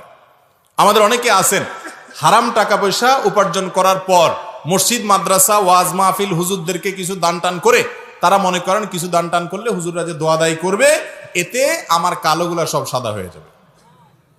দুনিয়াতে কালো টাকা সাদা করার সিস্টেম আছে, আল্লাহ তাআলার কাছে কালো টাকা সাদা করার সিস্টেম। হারাম উপার্জন করার পর সেটা ফেরত দিতে হবে অথবা দান করে দিতে হবে যদি মালিককে খুঁজে না পাওয়া যায়। কোনো অবস্থাতে সেটাকে মসজিদ, মাদ্রাসার ওয়াজ মাহফিলে দান করে হালাল করার সুযোগ, এবং ওয়াজ মাহফিল কর্তৃপক্ষের দায়িত্ব, মসজিদ মাদ্রাসার কর্তৃপক্ষের দায়িত্ব। আমরা হুজুররাও আজকাল, আল্লাহ মাফ করুক, টাকা পাইলে আর হালাল হারাম বাজ বিচার করি না। শুধুমাত্র মানুষের দোষ দিয়ে লাভ নাই, কিছু দোষ আমাদেরও আছে। ওয়াজ মাহফিল যারা করেন, কয়জন লোক আছেন যে হালাল হারাম বাজ বিচার করেন? আপনারা যারা মক্কা শরীফ যাওয়ার সুযোগ পাইছেন তারা দেখছেন বাইতুল্লাহর যে কালো কিরাব ঘেরা যে বাইতুল্লাহ কাবা ঘর, এই কাবা ঘরের এক পাশে বুক পরিমাণ ওয়াল ঘেরাও দেওয়া আছে, রাউন্ড করা আছে, হাতিমে কাবা বলা হয়। এই জায়গাটা কাবা ঘরের ভিতরে ছিল, কাবার অংশ ছিল। ইব্রাহিম আলাইহিস সালাম যে কাবা বানাইছেন সেখানে এই ঘেরাওটা সহকারে ভিতরে ছিল। কিন্তু এই কাবা যখন আমাদের নবী করিম সাল্লাল্লাহু আলাইহি সাল্লামের দাদা আব্দুল মুত্তালিবের আমলে, তার নেতৃত্বে কুরাইশের লোকেরা যখন এটাকে পুনরায় নির্মাণ করলেন, পুরান হয়ে গেছে, ভেঙে চুরে যায় এবং অনিরাপত্তার কারণে তারা এটাকে ভেঙে আবার পুনরায় নির্মাণ করেছেন। নবী সাল্লাল্লাহু আলাইহি সাল্লাম ছোট ছিলেন তখন। ওই সময় তারা মুশরিক ছিল, মূর্তি পূজারী ছিল, অমুসলমান ছিল। তারপরেও তারা প্রতিজ্ঞা করেছেন যে আমরা আল্লাহর ঘর নির্মাণে কোনো হারাম টাকা নেব না। এই জন্য সমাজে ঘোষণা করছেন যার টাকা টনটন করে বাঁচবে, হালাল, কোনো ভেজাল নাই, শুধু সে দিবে আল্লাহর ঘরে, বাকিগুলো নেওয়া হবে না। এবং সেইভাবে তারা মসজিদ নির্মাণ করেছেন। টাকার অভাবে হালাল টাকা বেশি থাকে না কম থাকে? কম থাকে। হালাল টাকার পরিমাণ সমাজে বেশি না কম? তো হালাল টাকা কম হওয়ার কারণে কাবা ঘরের সেই হাতিমের অংশটাকে কাবার ভিতরে ঢুকাইতে পারেন নাই। তারা মুশরিক হওয়া সহ এটা সত্য, এটা বুঝছেন। আর আজকাল আমরা মসজিদকে জাকজমক করা, মাহফিলকে আপনার জাকজমক করার জন্য হারাম হালাল বাস বিচার নাই। চাচা টাকা দিয়েন, বড় ভাই টাকা দিয়েন, কোত্থেকে কাম পড়েন, দাড়ি টাড়ি আছে, সব ঠিক আছে, টুপিটা পাওয়া পড়েন, কিন্তু আপনার বাবা মারা গেছেন, আপনার মা মারা গেছেন, তার যে সম্পদ জমি জমা সেখানে আপনার বোনের হক আছে না নাই? কয়জন মায়ের পুত হাত দেখায় বলতে পারবেন যে আমার বাপ মারা যাওয়ার পরে বোনের হক সব দিয়ে দিয়েছি, অথবা আমার বাপ কখনো মারা গেলে আল্লাহ আমাকে বাঁচায় রাখলে আমি আমার বাপের সম্পদে বোনের পাওনা পাই পাই করে বুঝাই দিব। আছেন এরকম মায়ের ভূত? খুব কবি এখন নীরব হয়ে গেছে। আমরা মনে করি যে সমাজে আমরা দুধের দোয়া, প্রত্যেকটা মানুষ আমরা, এই জন্যই তো নিজেকে সংশোধন করতে হয়, মুত্তাকি হইতে হয়। আল্লাহ আমাদেরকে সবাইকে হারাম খাওয়া থেকে বেঁচে থাকার তৌফিক দান করুন। বক্তাকে দেখতে চাওয়ার উদ্দেশ্যে মাহফিলে গেলে সওয়াব হবে কিনা? আজকাল অনেকে মাহফিলে আসেন বক্তা দেখার জন্য, তাই না? তামাশা দেখার জন্য, যে হুজুর কেমন, টিভিতে দেখি, ডাইরেক্ট দেখলে কেমন হয়, হুজুর কেমন, যে হুজুরের কোনো ওই আকর্ষণ আছে, ওই আকর্ষণ। আজকাল তো বক্তা এরকম আছে যে আধা হাতি বক্তা আছে, আধা হাতি, আধা হাত, এক হাত, দেড় হাত, আধা হাত তো না, দেড় হাতের বক্তা আছে। হ্যাঁ, পুরুষ থেকে নারী, নারী থেকে পুরুষ হয়ে গেছে এই বক্তা। এরকম অনেক আকর্ষণ দিয়ে আপনার অনেক মাহফিল আয়োজন করে কি করে না? এগুলো খুব লজ্জাজনক অধ্যায় মুসলমানদের জন্য। এগুলোর জন্য আসবেন না, মাহফিলে আসবেন কিসের জন্য? আলোচনা শোনার জন্য। হ্যাঁ, ওলামা ইকরামের সোহবত এবং সান্নিধ্যে আসা ভালো। সে নিয়ে তো যদি আসেন তাহলে সওয়াব, যে আলেমের পাশে যাওয়া, তার কাছে বসা, তার সামনে বসা, তার আলোচনা শোনা এবং কাছাকাছি থাকা, এটাও ভালো কাজ। নেককারদের সাথে আল্লাহ থাকতে বলেছেন, ওই উদ্দেশ্যে আপনি যেতে পারেন।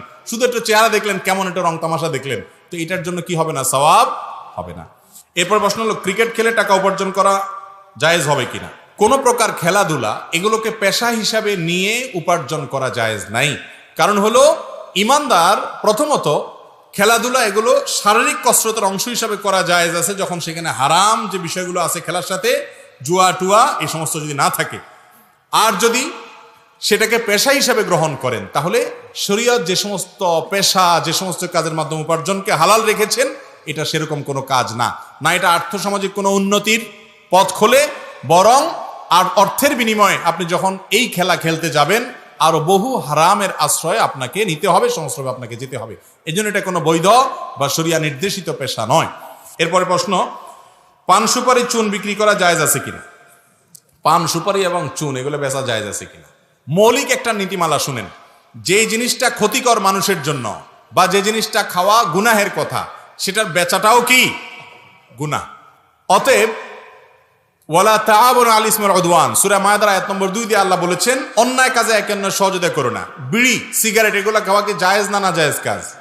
কিন্তু আপনি যেটা বেচেন, তাহলে সেক্ষেত্রে আপনি বিড়ি খোররে বিড়ি খাওয়ার জন্য হেল্প করলেন, সিগারেট খোররে সিগারেট পান করতে কি করলেন? হেল্প করলেন, ধূমপান করতে হেল্প করলেন। তো হেল্প করার কারণে আপনার গুনাহ হবে, এগুলো করা যাবে না। বলে এগুলো না করলে দোকানদারে চলবে না, তো দোকানে হয়তো বেচা কিনা কম হবে, কিন্তু বিড়িখোর ধূমপানকারী মানুষের কাছে যদি আপনার কেনা বেচা নাও হয়, অন্য ভালো মানুষের কাছে কেনা বেচা হয়, উপার্জন কম হবে কিন্তু তাতে বরকত হবে ইনশাআল্লাহ। বরকত বুঝেন? একজনে লাখ টাকা কামাই করে, এরপরে 6 মাস পরে এক রোগে 10 লাখ টাকা খরচ হয়। আরেকজন বেচারা রিকশাওয়ালা 10,000 টাকা কামাই করে, কিন্তু তার 10,000 টাকা কামাইয়ের পরে দেখা যায় 2 বছর পরে 1 লাখ টাকা জমে গেছে, খরচ যায় আরো টিকে গেছে। এর নাম বরকত। দ্বিতীয়টার নাম কি? বরকত। আল্লাহ তাআলা অল্পতে অনেক কল্যাণ দিবেন। অতএব হারামকে না করার মতো মানসিকতা থাকতে হবে। পান, মৌলিকভাবে পানের পাতা এটা নাকি উপকারী, আমি জানি না। যদি এটা ক্ষতিকর হয়ে থাকে, এটা কেনা বেচা উচিত হবে না। মৌলিকভাবে পানের পাতা, পানের রস এটা যদি উপকারী হয়, তাহলে কেনা বেচা জায়েজ হবে। আর সুপারি, এটা তো খুবই ক্ষতিকর জিনিস, এটা তো খুবই ভয়াবহ জিনিস, এবং পত্রপত্রিকায় লেখাও হয়েছে যে এটা সাইলেন্ট কিলার, এটা বিষের মতো, আস্তে আস্তে মানুষকে ক্ষতি করে নানাভাবে। অতএব ক্ষতিকর জিনিসের বেচা উচিত না। এখন ক্ষতির মাত্রার উপর নির্ভর করবে, এটা কি হারাম হবে না মাকরুহ হবে না কোন লেভেলের হবে না অনুত্তম হবে, কিন্তু এটা ক্ষতিকর, এটা সন্দেহাতীত ভাবে প্রমাণিত। এরপর প্রশ্ন হলো, কবর বা কবরস্থান সামনে করে মুনাজাত করা যাবে কিনা? মুনাজাত করবেন আল্লাহর দিকে ফিরে, কেবলার দিকে ফিরে। কোন দিকে ফিরে? কেবলার দিকে ফিরে। যে কোনো দিকে ফিরে মুনাজাত করতে পারেন, কিন্তু সাধারণত আপনি যদি কোনো দিকে ফিরতে চান, তাহলে সেই দিকটা হবে কেবলার দিক। কারণ আল্লাহর কাছে আপনি মুনাজাত করবেন, দোয়া করবেন। কবরের দিকে ফিরে দোয়া করবেন না, কারণ কবরবাসীর কাছে আপনি কিছু চাইতেছেন না। কবরওয়ালার কিছু ক্ষমতা আছে দেওয়ার? আমাদের দেশে অনেক কবরে মানুষ যায়, অনেক মাজারে যায়, অনেক পিসাব, অনেক বুজুর্গ মানুষের কবরে যায়, সেখানে গিয়ে দোয়া করে, আছে না নাই? নির্বাচনের আগে ভোট চাইতে যায়, সন্তান না হলে সন্তান চাইতে যায়, ব্যবসার উন্নতি না হলে ব্যবসার জন্য যায়, আছে না নাই? কবরে কোনো কিছু চাওয়া যাবে না, কারণ কবরওয়ালার কোনো ক্ষমতা। আমরা নামাজের মধ্যে বলি, ইয়াকা না'বুদু ওয়া ইয়াকা, আল্লাহ তোমারই ইবাদত করি আর তোমার কাছেই সাহায্য। তাহলে কবরওয়ালার কাছে সাহায্য চাইলে আর ওই কথা তো ঠিক থাকলো না, এটা শিরক, ঈমান বিধ্বংসী বিষয়। যদি অনেকে কবরের দিকে ফিরে আল্লাহর কাছেই চায়, কবরওয়ালার কাছে চায় না, ওইরকম হলে সেটা শিরক হবে না। কিন্তু তারপরেও সাদৃশ্যটা তো মুশরিকরা যে যারা কবরের পূজা করে তাদের সাথে হয়ে যায়। এই জন্য কবরের দিকে নয়, বরং কার দিকে হবে? আল্লাহর কাছে দোয়া হবে। আর কবরস্থানে গিয়ে হাত তুলে দোয়া করতে হবে এমন কোনো কথা নাই। কবর জিয়ারতের জন্য সুন্নত হলো সালাম দিয়ে সেখান থেকে প্রস্থান করা, শিক্ষা গ্রহণ করে। এরপরে প্রশ্ন হলো, আমাদের সমাজে একটা প্রচলিত আছে, বাজার থেকে বড় মাছ আনলে ফাতেহা করায়, ছেলে যদি না বলে তখন বাবা মা রাগ করে, করণীয় কি? আবার মৃত ব্যক্তিকে স্বপ্নে দেখলেও ফাতেহা পড়ে অনেকে। দেখেন, বড় মাছ আনলে ফাতেহা করে অর্থাৎ দোয়ার আয়োজন করে, এটা প্রথম শুনলাম, হয়তো এলাকাতে আছে। আবার বাবা মারা স্বপ্ন দেখছেন তখন ফাতেহা করতে হয়, ওই ঘর উদ্বোধন করবেন তখন দোয়া করতে হয়, আপনার মাটি কাটবেন আপনি তখন প্রথম বাড়ি করার জন্য মাটি কাটবেন, সেটার জন্য হুজুর এনে দোয়া করতে হয়, তারপরে এরকম পদে পদে হুজুর এনে দোয়া করতে হয়। এগুলো সবগুলো হুজুরদের লাভ। এগুলো লাভটা কাদের? আমাদের লাভ। আপনাদের খুব একটা লাভ এখানে নাই আসলে। কারণ নবী করিম সাল্লাল্লাহু আলাইহি ওয়াসাল্লাম আমাদেরকে এরকম কোনো শিক্ষা দেন নাই যে পদে পদে পদে পদে দোয়ার জন্য কি লাগবে? হুজুর লাগবে। দোয়াটা প্রত্যেকে যার যারটা শেষে করতে পারে। হুজুরের কাছে দোয়া চাওয়াতে দোষে কিছু না। হুজুর আপনি দোয়া করিয়েন, চাচা মুরব্বী মানুষ আপনি দোয়া করেন, এটা চাইতে পারেন, চাওয়াতে দোষের কিছু নাই। কিন্তু হুজুর যদি সিস্টেম করে যে পদে পদে আমাকে দিতে হবে, তাইলে ওই যে থানার পুলিশের মতো অনেকটা হয়ে যায়, ঠিক না? এক পুলিশ অফিসার আসছিলেন, মানে মজা করে রসিকতা করে আমি বললাম, ভাই আপনারা হয়তো একবার খান, একজনে বাড়ি করবে, আপনারা একবার টাকা পান, আমরা কিন্তু ভাই আপনাদের চেয়ে অনেক বেশি পাই। আপনি এক ধাপে পান, আমি কয়েক ধাপে পাই, আমাদের হুজুর আমরা কয়েকভাবে পাই। কিভাবে? উদ্বোধন করবে শুরুতে, মাটির প্রথম কোপ হুজুর দিবে, পাইলনি 500, 1000, 2000। এরপরে আবার যখন ছাদ ঢালাই হবে, আজকে ছাদ ঢালাই বড় একটা কাজ হবে, আবার হুজুর, আবার ছাদ ঢালাই হয়ে গেল, হুজুর হাদিয়া পাইলো, চলে গেল। এরপরে বিল্ডিং হয়ে গেল, এক একটা ফ্ল্যাটে উঠলো, ফ্ল্যাটে উঠার দিন আবার আরেকটা, কয়েকটা ফ্ল্যাটের মালিক কয়েকজন উঠলে আবার আরেকটা, তাহলে কয় দফা হইল? ওই পুলিশ বেচারা তো হয়তো এক দফা পায়ে চলে গেছে, যে অবৈধ নেয় আর কি, আর যারা ভালো মানুষ তো ভালো মানুষ। তো যাই হোক, এরকম প্রত্যেক পদে পদে হুজুর ছাড়া কাজ হবে না, এই সিস্টেম ইসলাম আমাদের জন্য রাখেন নাই। দোয়ার ব্যাপারে হুজুর ছাড়া দোয়া হবে না, এরকম কোনো সিস্টেম নাই। আচ্ছা, হুজুরদের দোয়া করাইছে কোনোদিন দেখছেন আপনারা? হুজুরদের বাড়িতে দোয়া করাইছে? বুঝেন নাই? নামাজ আপনিও পড়েন, হুজুরও পড়ে, রোজা আপনিও রাখেন, হুজুরও রাখে, সব কাজগুলো আপনিও করেন, হুজুরও করে। কিন্তু কিছু কাজ আছে দেখবেন, যেমন মিলাদ আর কি, মিলাদ, এই কাজগুলা দেখবেন হুজুর সবার বাড়িতে করে, কিন্তু হুজুর বাড়িতে কোনোদিন হয় না। গোমরটা ধরতে পারছেন? মানে আসল আর নকল ধরার কিন্তু একটা ভালো বুদ্ধি এটা। এটা যদি আসল হইতো, দরকারি জিনিস হইতো, তাহলে হুজুরেরও দরকার হইতো। কিন্তু হুজুর আমাদেরকে তো কোনোদিন মিলাদের জন্য ডাকে না, যে আসল সময় আজকে আমার বাড়িতে মিলাদ। তো হুজুর তো পড়ে না, শুধু আমাদের বাড়িতে পড়ে কেন? কারণ হুজুর পড়লে তো আবার সেখানে কি হবে? খরচ হবে। তো ভাইরা আমার, এটা কোনো ইসলামের শেখানো সিস্টেম না। আমরা সবাই যার যার নিজের জন্য নিজে দোয়া করব, আর অন্যদেরকে দোয়া চাইবো, সমস্যা নেই, দোয়া করাবো না। আমি সবসময় বলি, দোয়ার 3টা ফরম্যাট আছে। কয়টা ফরম্যাট? একটা হলো দোয়া করা আল্লাহর কাছে, যে কোনো অসুখ বিসুখ, সুবিধা অসুবিধা আল্লাহ আপনি আমাকে দেন, আল্লাহর কাছে চাইলেন, এটা যে কেউ চাইতে পারে, এটার জন্য কোনো যোগ্যতা দরকার। আপনি মায়ের পেজ দিয়ে দোয়া করতে পারেন না, হুজুরের মতো এত সুদ দিয়ে দোয়া করতে পারেন না, হুজুরের মতো এত কবিতার ছন্দে তাল মিলিয়ে এত সুন্দর সাজিয়ে গুছিয়ে বলতে পারেন না, কোনো দরকার নেই। যে বোবা, যার মুখে বাকশক্তি নেই, আল্লাহ তারও মনের ভাষা বুঝেন। বুঝেন কি বুঝেন না? আপনি এলেমেলো ভাষা দিয়ে আল্লাহর কাছে যা বলবেন, আল্লাহ তাই কবুল করবে ইনশাআল্লাহ। আপনার মনের আকুতিটা আল্লাহ তাআলা দেখবেন। আর আপনার দোয়া টাকা দিয়া যদি আমার থেকে আপনি দোয়া নিতে চান, যে হুজুর 2000 টাকা দিলাম, আমার বাপ মরে গেছে, আপনি দোয়া করে দেন, আমি কান্নার ভান করতে পারি, আপনার মন থেকে বাবার জন্য যে কান্দা আসবে, ওইটা আমার আসলে কোনোদিনই আসবে না। এই সোজা হিসাবটা আমরা অনেকে বুঝি না। হুজুরদেরকে এমনি টাকা দিবেন, হাদিয়া দিবেন, আর এই নজর নিচু থাকবে কেন যে দোয়া করানোর জন্য হুজুরে হাদিয়া দিবেন, হুজুরে এমনি হাদিয়া দিবেন, হুজুর নেন 500, 1000, আপনি আলেম মানুষ, এমনি দিলে এমনি দোয়া করবে। এবার আপনি আপনার দোয়া করেন। অতএব দোয়া চাওয়া যায়, দোয়া করা যায় নিজেরটা নিজে, আর দোয়া চাওয়াও যায়, কিন্তু দোয়া করানো যায় না, বিশেষ করে মুর্দা কেন্দ্রিক। করানো বুঝেন? দোয়া করা নিজেরটা নিজে, চাওয়া হলো মুরব্বী বাবা দোয়া করেন, হুজুর দোয়া করেন, এটা হলো চাওয়া, দুইটা হইলো। আরেকটা হলো কি? দোয়া করানো। করানোটা কি? কিভাবে? করাইতে পয়সা লাগে। করাইতে কি লাগে? দোয়া করাইতে পয়সা লাগে না? কিছু মিলাদ, কিছু জিলাপি, কিছু আপনার আগরবাতি, কিছু গোলাপ জল, কিছু হুজুরের পয়সা, এটা বাজেট লাগে কি লাগে না? এই জন্য দোয়া করাটাও শরীয়তে আছে, দোয়া চাওয়াটাও শরীয়তে আছে, করানোটা বিশেষ করে মুর্দা কেন্দ্রিক করানোটা হারাম। এ ব্যাপারে কোনো দ্বিমত কারোর নাই। দুনিয়ার বিষয়ও কথায় কথায় পদে পদে দোয়া করাইতে হবে, এই শিক্ষাও ইসলাম আমাদেরকে কোথাও দেয় নাই। এরপর প্রশ্ন হলো, আমাদের গ্রামের ছেলেদের খাতনা করালে অথবা বিয়ে অনুষ্ঠানে অনেকে বড় বড় ডেক নিয়ে এসে গান বাজনা বাজায়, এতে আশপাশে মানুষের অনেকের অসুবিধা হয়। এরূপ গান বাজানো শরীরের দৃষ্টিতে জায়েজ আছে কিনা দয়া করে একটু জানাবেন। এই অনাচার বাংলার ঘরে ঘরে, শহরে গ্রামে সব জায়গায় এই অনাচার আছে না নাই? আপনি বিয়ে করবেন, আপনার মনে অনেক রং লাগছে, আপনার মনে অনেক ফুর্তি আছে, বুঝলাম।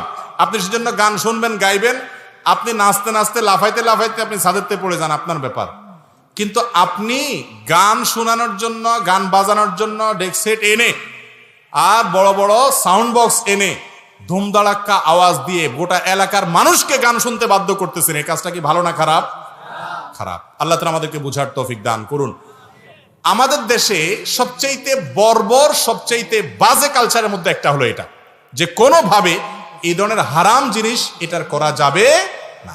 আল্লাহ তাআলা আমাদেরকে বুঝার তৌফিক দান করুন। রমজানের রোজা রাখা অবস্থায় দিনে মাসিক হলে করণীয় কি?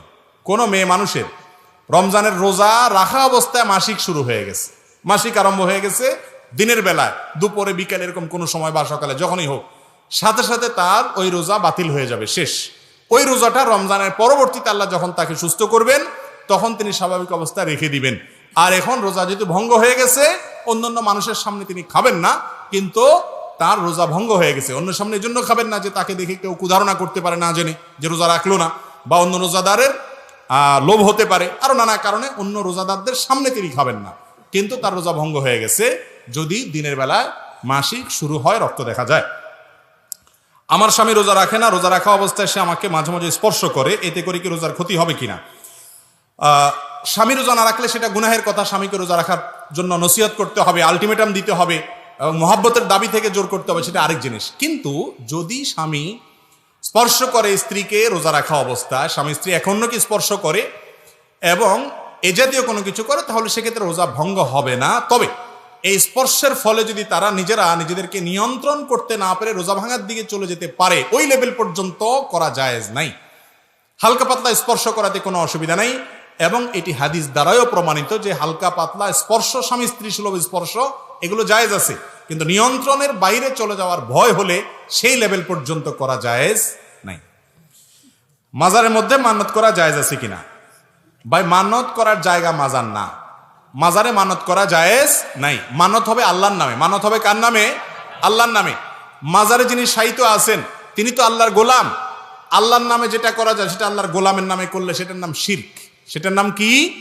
যেটা আল্লাহর নামে করতে হয় এটা আল্লাহর গোলামের নামে করলে কি? শিরক। অতএব এটা জায়েজ নাই, গুনাহের কথা। মাজারে যে মানত করেন আপনারা, অনেকে আমরা মানত করি আমাদের সমাজে, আল্লাহ মাফ করুক, যারা মাজারে মানত করেন তারা নিজেদের বিবেককে জিজ্ঞাসা করেন, এই টাকাটা মাজারে যে দিচ্ছেন এই টাকাটা কি কাজে ব্যয় হবে? কি কাজে ব্যয় হবে বলেন? মাজারে যে লোকটা শায়িত আছে উনি যদি কোনো আল্লাহর নেককার বান্দা ছিলেন এমন হয়, তাহলে টাকা দিলে কি হবে? টাকা দিলে ওই লোকের উপকার হবে কোনো? ধরেন তিনি আল্লাহর নেককার বান্দা, আল্লাহর নেককার বান্দাকে আপনি উপকার করতে চাইলেন, এই টাকা দিলে কি তার উপকারে আসবে? আসবে না। তাহলে কার উপকারে আসবে? ওই ওখানে বসে বসে যেগুলা হয়তো গাঞ্জা খায়, আর না হলে বৈশা বৈশা ওই অবসর সময় নষ্ট করে, কোনো কাজ করে না, বৈরাগী থাকে, সংসার করে না, ওরা বসে বসে ভাগযোগ করে খাবে, তাহলে তাদেরকে দিলে আপনি তো বরং সওয়াবের পরিবর্তে গুনাহ হবে। ঠিক না? ঠিক। এই জন্য মাজারে মানত করা জায়েজ নাই, গুনাহের কথা। এই টাকা মাজারে নয়, বরং আপনি দান করার জন্য মানত করতে পারেন, আল্লাহ আমার এই কাজটা হলে আমি দান করব গরিব দুঃখীকে, গরিব দুঃখীকে দিয়ে দিবেন। মাজার টাজারে না। যদিও মানত না করে সাধারণভাবে দান করা উচিত। নবী করিম সাল্লাল্লাহু আলাইহি ওয়াসাল্লাম মানতের উপর নিরুৎসাহিত করেছেন, বিধায় মানত করবেন না। যদি করতে হয় কোনো মাজারে মানত করা জায়েজ নাই, মানত করার জায়গা মাজার নয়। আমি ফজরের সুন্নত পাই নাই, দেখি জামাত শুরু হয়ে গেছে, এখন আমি আগে সুন্নত পড়বো নাকি জামাতে শামিল হব? ফজর নামাজ যদি আপনি জামাতে, সুন্নত যদি আপনি না পান, তাহলে সেক্ষেত্রে সুন্নতটা ফরজ নামাজের পরে সূর্য ওঠারও 15-20 মিনিট পরে পড়বেন, সেটা সবচেয়ে উত্তম। তবে ফজরের জামাত চলাকালীন সময়ে যদি আপনি দ্বিতীয় রাকাত পাওয়ার সম্ভাবনা থাকে, তাহলে সেক্ষেত্রে হানাফি মাযহাব অনুযায়ী আপনি সুন্নত পড়ে শামিল হতে পারেন। সেক্ষেত্রেও মসজিদে যেখানে জামাত হচ্ছে একেবারে ঠিক ওখানে কাতার আশেপাশে দাঁড়াদাঁড়ি করা এটা অনুচিত, কারণ সেটা জামাতের শানের সাথে যায় না। যদি পড়তে হয় অনেক সালাফ থেকে বর্ণিত আছে একটু বাইরে, হয়তো বারান্দায় বা উপরে নিচে অন্য কোথাও পড়ে আপনি শামিল হলেন। তবে অনেক উলামায়ে কেরাম সেটাও নিষেধ করেছেন, কারণ হাদিসে আসছে ইযা উকিমাতিস সালাহ ফালা সালাতা ইল্লাল মাকতুবা, যখন নামাজের একামত শুরু হয় তখন ফরজ ছাড়া আর কোনো নামাজ পড়া জায়েজ নাই। যদিও ফজর নামাজের ব্যাপারে যে উলামায়ে কেরাম জায়েজ বলেছেন সেটার বিশেষ কারণ হলো ফজরের সুন্নতটা সবচাইতে গুরুত্বপূর্ণ সুন্নাহ, সেই কারণে যদি পড়তেও হয় এই মাসলাক অনুযায়ী মাযহাব অনুযায়ী, তারপরেও ওই যে একেবারে কাতারে অনেক মসজিদ দেখবেন যে কাতারে জামাত শুরু হয়ে গেছে, ওখানে এলোমেলো ভাবে অনেকে সুন্নতের নামাজ পড়তেছে, চলাফেরাও অসুবিধা হয় এবং এটা জামাতের শানেরও খেলাফ হয়। এরপরে প্রশ্ন হলো, বর্তমানে আমাদের দেশে শবে মেরাজকে কেন্দ্র করে একটি নির্দিষ্ট দিনে ইবাদত বন্দেগী করা হয়, এ সম্পর্কে শরীয়ত কি বলে? দেখুন, শবে মেরাজকে কেন্দ্র করে আমাদের সমাজে একটা বিশেষ রাতে রজব মাসের 27 তারিখে ইবাদতবন্দি করে থাকেন। এ বিষয়ে আমরা বলেছি বিভিন্ন সময়ে। শবে মেরাজ নবী করিম সাল্লাল্লাহু আলাইহি ওয়াসাল্লামের জীবনে গুরুত্বপূর্ণ একটা রাত ছিল। মেরাজের ঘটনা ঘটেছে রাতের বেলা, এটা ঠিক আছে, কিন্তু সেটা কোন তারিখে হয়েছে এ বিষয়ে হাদিসে সুস্পষ্টভাবে কোনো বর্ণনা নাই। সুস্পষ্টভাবে বিশুদ্ধভাবে কোনো বর্ণনা পাওয়া যায় না যে 27 তারিখেই হয়েছে। বিভিন্ন বর্ণনা পাওয়া যায়, সেগুলো বিশুদ্ধতার মানদণ্ডে উত্তীর্ণ নয়। হাদিসের মূল ধারার যে কিতাবগুলো বুখারী, মুসলিম, আবু দাউদ এবং এরকম প্রসিদ্ধ যে কিতাবগুলো তিরমিজি ইত্যাদি, নাসাই, এই সমস্ত কোনো কিতাবেই এরকম কোনো হাদিস পাওয়া যায় না।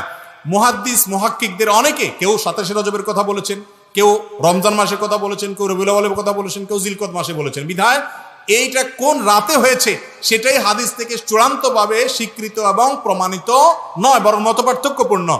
আর দ্বিতীয় কথা হলো, এই রাতে রাসূল আকরাম সাল্লাল্লাহু আলাইহি সাল্লাম এবং সাহাবায়ে কেরাম খোলাফায়ে রাশিদিন কেউ এই রাতকে কেন্দ্র করে বছরে একদিন উদযাপন করেছেন এরকম কোনো বর্ণনা পাওয়া যায় না। অনেকে বলে, ভাই নামাজ রোজাইতে করবে, খারাপ কি করবে, আপনারা বাধা দেন কেন?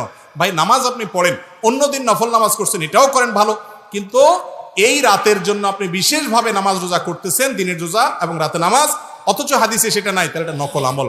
নকল আমল করলে সেটার নাম বেদাত, আর বেদাতের ঠিকানা কি হয়? জাহান্নাম হয়। ইসলামের নামে কিছু করবেন না যেটা ইসলামের নাই। আপনি নিজে থেকে নফল করতে চাচ্ছেন, অন্য সময় করেন, এই সময় করেন, সেটা আরেক জিনিস। কিন্তু দিনের ভিতরে নতুন কিছু বানালে নবী করিম সাল্লাল্লাহু আলাইহি ওয়াসাল্লাম বলেছেন ফাহুয়ারাদ, সে প্রত্যাখ্যানযোগ্য। বিধায় মন গড়া আমল করা থেকে আল্লাহ তাআলা আমাদেরকে বেঁচে থাকার তৌফিক দান করুন।